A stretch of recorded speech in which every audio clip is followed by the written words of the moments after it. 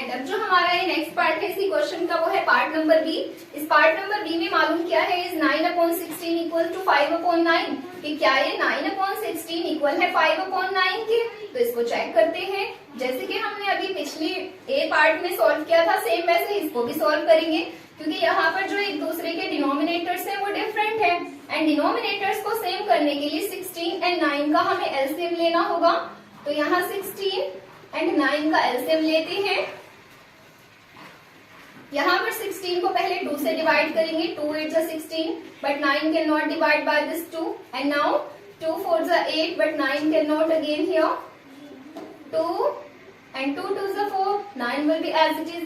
Now 2 1 जा 2, and 9 can not divide by this 2, and now here 3 3 जा 9, and 3 1 जा 3. Now multiply all of the prime factors. 2 2 जा 4, 4 2 जा 8, 8 2 जा 16, 16 3 जा 48, and 48 3 जा 144. So इन दोनों का जो एलसीएम आया है वो आया है 144.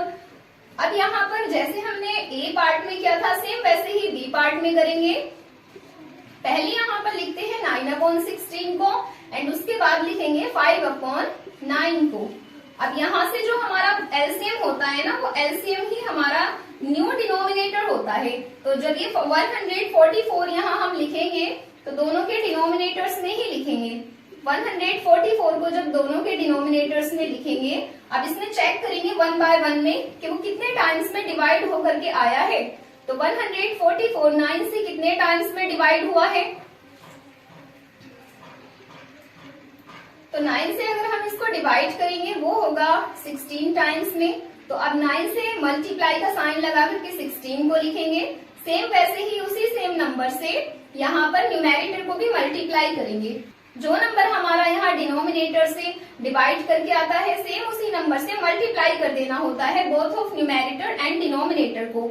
एंड अब इसको आगे सॉल्व करेंगे। 16 5 जा 80, एंड इसको अब सॉल्व करते हैं यहाँ। तो 16 की टेबल हमें 9 टाइम्स तक पढ़नी होगी जब ये 144 आएगा। इट्स मीन ये जो 144 हमारा डिवाइड हुआ है 16 से, वो हुआ है 9 टाइम्स में। तो सेम अब न्यूमेरेटर को भी 9 से ही मल्टीप्लाई करेंगे। तो 9 9 जा 81, एंड ये हमारी दोनों न्यू फ्रैक्शंस आ चुकी है। तो हमारी जो फर्स्ट फ्रैक्शन है वो है 81/144, एंड जो सेकंड फ्रैक्शन है वो है 80/144, and these fractions are not equals to each other. So now we have to write here 9/16 is not equals to 5/9। जो हमारी न्यू फ्रैक्शंस है, जब वो एक दूसरे के इक्वल नहीं है, तो जो इनकी रियल फ्रैक्शंस है वो भी एक दूसरे के इक्वल नहीं होगी। अब आते हैं इसके नेक्स्ट पार्ट पे। नेक्स्ट पार्ट है सी।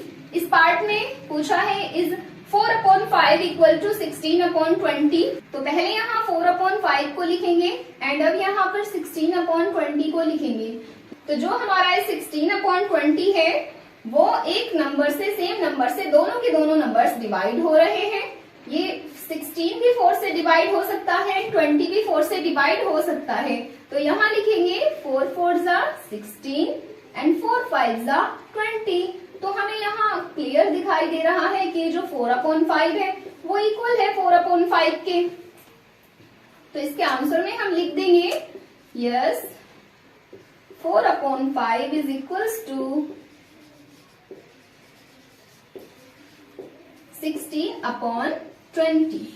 So this was the answer of this part. Now let's come to the next part of this question.